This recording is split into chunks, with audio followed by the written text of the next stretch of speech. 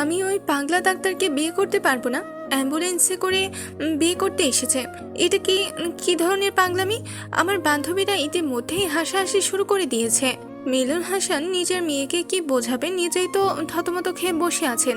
অনেক শখ করে শহরের সেরা কার্ডিওলজিস্ট অক্ষর চৌধুরীর সাথে নিজের একমাত্র মেয়ের বিয়ে ঠিক করেছিলেন তিনি।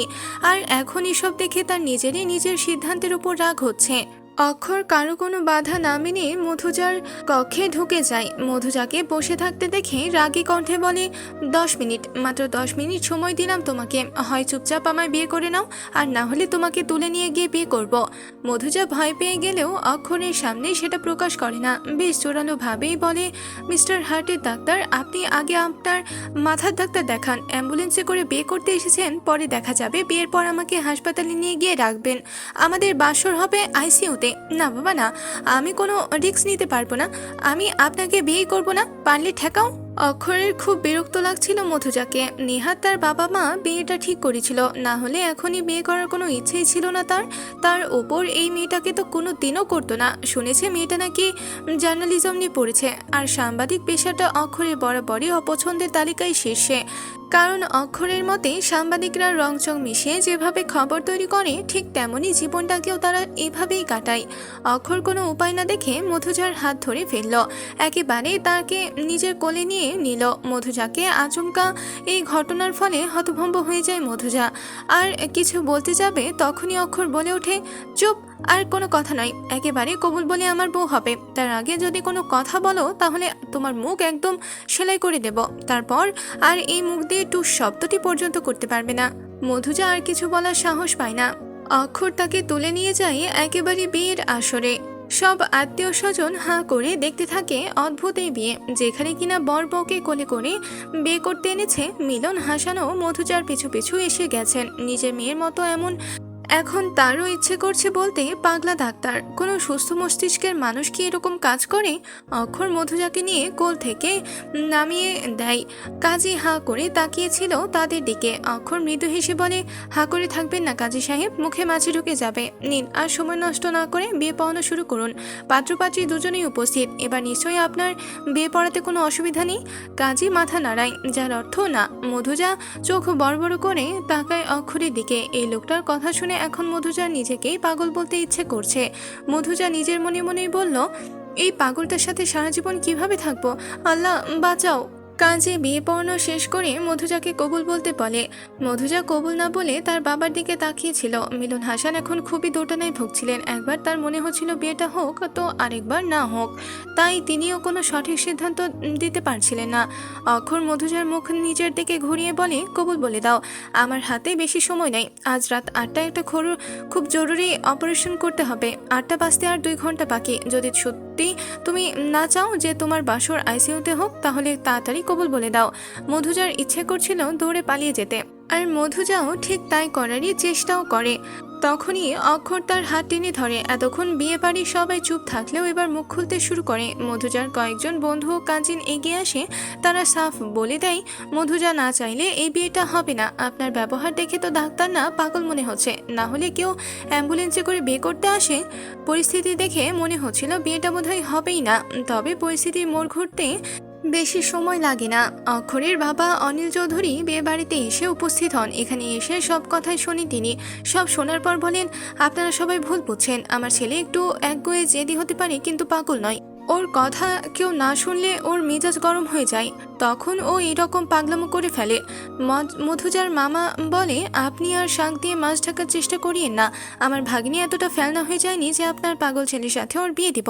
আমি একটু আগে এখানে আসলাম, এসে সবই তো শুনলাম, দেখলাম। আমি তো এটা ভেবে পাচ্ছি না দুলাভাই কিভাবে চুপ করে সব কিছু দেখলেন। আজকে আপু বেঁচে থাকলে এই দিন দেখতে হতো না। বললাম তো আমার ছেলে পাগল নয়। পাগল না হলে কি কেউ অ্যাম্বুলেন্সে করে বিয়ে করতে আসে? অনিল চৌধুরী এবার বিস্তারিত ঘটনা বলেন। আসলে আমার ছোট ছেলে খুব অসুস্থ হয়ে গেছিল। আমি কিছু কাজে বাইরে ছিলাম। এমত অবস্থায় আমার ছেলেকে হাসপাতালে নিয়ে যাওয়া দরকার ছিল। কোনো উপায় না পেয়ে অক্ষণই ওর ভাইকে অ্যাম্বুলেন্সে করে হসপিটালে নিয়ে যাই। হসপিটালে পৌঁছে সব ফর্মালিটি পূরণ করতে গিয়ে অনেকটা দেরি সময় পেরিয়ে যায়। এদিকে বিয়ের টাইমও হয়ে যায়। তাই অক্ষর এক প্রকার বাধ্য হয়েই অ্যাম্বুলেন্সে করে বিয়ে করতে আসে। এর বেশি কিছুই না। পুরো ঘটনা এবার সবার কাছে পরিষ্কার হতে থাকে। অক্ষর এবার বেশ রেগে সবার সামনে বলে, আজ এখানে আমি যখন বিয়ে করতে এসেছি তখন আমি বিয়ে করে বউ নিয়ে তবেই ঘরে ফিরবো, পারলে ঠেকাও আমাকে।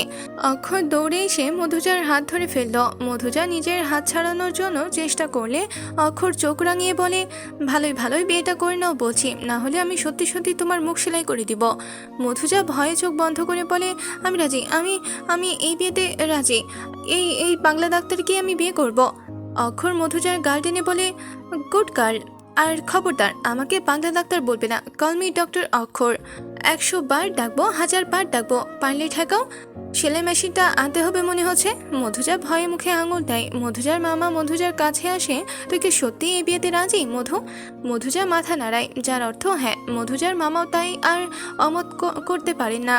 অন্যদিকে মিলন হাসান তো অনিল চৌধুরীর সাথে কথা বলেই বিয়েতে এক প্রকার রাজি হয়ে গেছেন। কাজে উঠে যেতে ধরেছিলেন, তখন অক্ষর এসে তাকে বলে, নিন আবার বিয়ে পড়ানো শুরু করুন। কাজী বিরক্ত কণ্ঠে বললেন, আবার বউ পালাবে না তো? অক্ষর মধুজার দিকে তাকিয়ে বলে, পালাতে দিলে তো পালাবে। মধুজা বিড়বিড় করে বলে, বাংলা ডাক্তার কোথাকার। কাজী বিয়ে পড়ানো শুরু করেন। মধুজাকে কবুল বলতে বলা হলে সে কিছু সময় নিয়ে কবুল বলে দেয়। অক্ষরও কবুল বলে দেয়, যার ফলে এবার বিয়েটা স্বাভাবিকভাবেই সম্পূর্ণ হয়। কাজী হাঁপ ছেড়ে বাঁচে। জীবনে অনেক বিয়ে পড়িয়েছি, এমন কাহিনী জীবনে প্রথম দেখলাম। অক্ষর মধুজার দিকে তাকিয়ে মৃদু হেসে বলে, আজ থেকে তুমি ডক্টর অক্ষর চৌধুরীর স্ত্রী। খুব লাকি তুমি। জানো আমাকে পাওয়ার জন্য কত মেয়ে সাধনা করছে, কত মেয়ের স্বপ্নের পুরুষ আমি। মধুজা এতক্ষণ রাগে অক্ষরের দিকে না তাকাতেও এবার খুব ভালোভাবেই দেখে নেয়। সত্যি অনেক বেশি সুদর্শন অক্ষর। টকটকে ফর্সা শরীর, বলিষ্ঠ চেহারা, মুখে ট্রিম করা চাপ দাড়ি, সব মিলিয়ে যে কোনো মেয়ের ক্রাশ বয় হওয়ার মতোই চেহারা। মধুজা মনে মনে বলে, পাগলা ডাক্তার হ্যান্ডসাম আছে, কিন্তু তাতে কি এরকম একটা লোককে আমি কিভাবে সহ্য করব? একদিন এনার সাথে থাকলে যে আমি পাগল হয়ে যাব। বিয়ে হয়ে যাওয়ার পর মধুজার বান্ধবী ও কাজিনরা তাকে ঘিরে ধরে। মধুজার বেস্ট ফ্রেন্ড আরহা তাকে বলে ওঠে, শেষমেশে পাগলাটাকে বিয়ে করে নিলি, তোর জন্য খারাপ লাগছে রে। না জানি বিয়ের পরে পাগলা ডাক্তার কত পাগলামি তোকে সহ্য করতে হয়। মধুজা এমনিতেই ভয়ে আধমরা অবস্থা, তার ওপর এই ধরনের কথা শুনে সে আরও বেশি মন খারাপ করে। আরহা একটু থেমে বলে, যাই বলিস, কিন্তু তোর বর কিন্তু দেখতে খুব হ্যান্ডসাম, আমি তো দেখেই ক্রাশ খেয়ে গেছি। মধুজা বিড়বিড় করে বলে, আর আমি খেয়েছি বাস। কিছু বললে? আচমকা কারো কণ্ঠস্বর শুনে ঝিমিয়ে যায় মধুজা। চোখ ঘুরিয়ে বামের দিকে তাকাতেই দেখতে পাই অক্ষর বুকে হাত গুজে দাঁড়িয়ে আছে। অক্ষরকে দেখে মধুজার সব কাজিনরা ফিসফিস করতে শুরু করে। আরহা একটু দুষ্টু টাইপের মেয়ে, তার মাথায় একটা শয়তানি বুদ্ধি আসে, তাই সে অক্ষরকে শুনিয়ে শুনিয়ে বলতে থাকে, জানেন আমাদের মধু না খুব কিউট একটা মেয়ে। ও এত কিউট যে স্কুল কলেজ এমনকি এখনও যেই ছেলে ওকে দেখে সেই ওকে বিয়ে করতে চায়। আপনাকে তো বলাই হয়নি, তোর অনেকগুলো বয়ফ্রেন্ডও ছিল। ওর ফার্স্ট কিস, ফার্স্ট হাগ, এমনকি আরহার কথা সম্পূর্ণ হওয়ার আগেই মধুজা চিৎকার করে বলে, এই একদম মিথ্যা কথা বলবি না, আমি এখনো পিওর ভার্জিন। মধুজার কথা শুনে সবাই মুখ টিপে হাসতে থাকে। মধুজাও ঝোঁকের বসে সব এমন কথা বলে দেওয়ায় লজ্জা পায়। অক্ষর মধুজার কানের কাছে ফিসফিস করে বলে, বিয়ের পরেও কি পিওর ভার্জিন থাকতে চাও? কথাটা বলেই মধুজার দিকে তাকিয়ে চোখ টিপে অক্ষর। মধুজা মনে মনে বলে, এই পাগলা ডাক্তার দেখছি খুব অশুভ। আব্বু এই কার সাথে বিয়ে দিল আমায়? এর সাথে আমি কিছুতেই সংসার করব না, পারলে ঠেকাও আমাকে। মধুজা দৌড়ে তার বাবা মিলন হাসানের সামনে গিয়ে উপস্থিত হয়। মিলন হাসান অতিথিদের সাথে কথা বলে ব্যস্ত ছিল। মধুজা সবার সামনে কিছু বলতে পারছিল না, তাই মিলন হাসানকে বলে, আব্বু তুমি একটু এদিকে আসো, তোমার সাথে জরুরি কথা আছে। মিলন হাসান বিরক্ত হন খানিকটা, এখন আবার তোমার কি কথা? যাও বিদায় নেওয়ার জন্য প্রস্তুতি নাও। মধুজার এবার বেশ রাগ হয় তার বাবার উপর, তাই সবার সামনেই বলে দেয়, আমি কোনো বিদায় টিদায় নিব না, আমি শ্বশুর বাড়িও যাব না, আমি এই বাড়িতেই থাকবো। মধুজার কথা যেন ছোটখাটো বোমের মতো বিস্ফোরিত হয় সকলের মাঝে। মুহূর্তেই সবার মাঝে একটা কথা ছড়িয়ে পড়ে যে পাত্রী বিয়ের পর শ্বশুর বাড়িতে যেতে চাইছে না, নিশ্চয়ই ছেলেকে ঘর জামাই করে রাখতে চাই। মধুজা নিজের ঘরে এসে দরজা বন্ধ করে দিয়ে শুয়ে পড়ে। কে কি বলছে না বলছে তাতে মধুজার কিছু যায় আসে না। মধুজা সিদ্ধান্ত নিয়ে ফেলেছে, সে যাই হোক না কেন ওই পাগলা ডাক্তারের সাথে গিয়ে থাকতে পারবে না। অক্ষরের কানেও এই কথাটা পৌঁছে গেছে যে তার নববিবাহিতা স্ত্রী শ্বশুর বাড়ি যেতে ইচ্ছুক নয়, তার ঘরের দরজা বন্ধ করে বসে আছে। কথাটা কানে আসতেই অক্ষরের মেজাজ আবার গরম হয়ে যায়। অক্ষর নিজের হাত ঘড়িতে সময় দেখে নেয়। এখন বাজে 7:20। 8টার মধ্যে তাকে হাসপাতালে পৌঁছাতে হবে। অনিল চৌধুরী মিলন হাসানের সাথে এই বিষয়ে কথা বলছেন। মিলন হাসান নিজের মেয়ের ব্যবহারের জন্য সবার কাছে ক্ষমা চাচ্ছেন। এসবের মাঝেই অক্ষর রেগে গিয়ে আরহার সামনে আসে। আরহা অক্ষরের এই রাগী রূপ দেখে প্রচন্ড ভয় পেয়ে যায়। অক্ষর আরহার কাছে জানতে চায় মধুজার কোন রুমে আছে। আরহা ভয়ে কাঁপা কাঁপা হাতে দেখিয়ে বলে দোতলায় সবার বামের দিকের রুমটাই। অক্ষর গটগট পায়ে সিঁড়ি বেয়ে দোতলায় উঠে যায়। মধুজার রুমের সামনে এসে দরজা ধাক্কাতে থাকে। দরজা ধাক্কিয়ে বলে, এই মেয়ে, দরজা খোলো বলছি, না হলে দরজা ভেঙে ভেতরে ঢুকতে বাধ্য হব। কি মনে করেছো কি তুমি? হ্যাঁ, তোমার অনেক বদমাইশি আমি সহ্য করেছি, এবার সব সহ্যের সীমা পার হয়ে যাচ্ছে। মধুজা অক্ষরের কথায় ভয় পেয়ে যায় খানিকটা, কিন্তু সেও আজ ঠিক করে নিয়েছে যাই হয়ে যাক না কেন দরজা খুলবে না সে। তাই কানে হেডফোন লাগিয়ে গান শুনতে থাকে। অক্ষর এবার প্রচন্ড রেগে যায়, দরজা জোরে জোরে ধাক্কাতে শুরু করে। অনেকেই মধুজার রুমের সামনে এসে জড়ো হয়ে যায়। অনিল চৌধুরী অক্ষরকে ধমক দিয়ে বলে, এসব কি অভদ্রতা অক্ষর, সরে এসো বলছি। রাগে অক্ষরের ফর্সা মুখ লাল হয়ে গেছে। নিজের বাবার কথাতেও কর্ণপাত করে না সে। আজ সে এক অন্যরকম রুদ্রমূর্তিতে ধারণ করেছে, যেন সকলে চ্যালেঞ্জ ছুড়ে দিয়েছে তাকে। আজ আমি আমার বউকে নিজের সাথে নিয়েই যাবই, পারলে ঠেকাও আমাকে। হ্যালো বন্ধুরা, আসসালামু আলাইকুম। নতুন আরেকটি গল্প নিয়ে চলে আসলাম আপনাদের মাঝে। পাগল স্বামী গল্পটির সকল পর্ব সবার আগে পেতে আমাদের রাতুল ভাই চ্যানেলটিকে সাবস্ক্রাইব করে রাখবেন। পাগল স্বামী গল্পটি কেমন হয়েছে বলতে ভুলবেন না কিন্তু।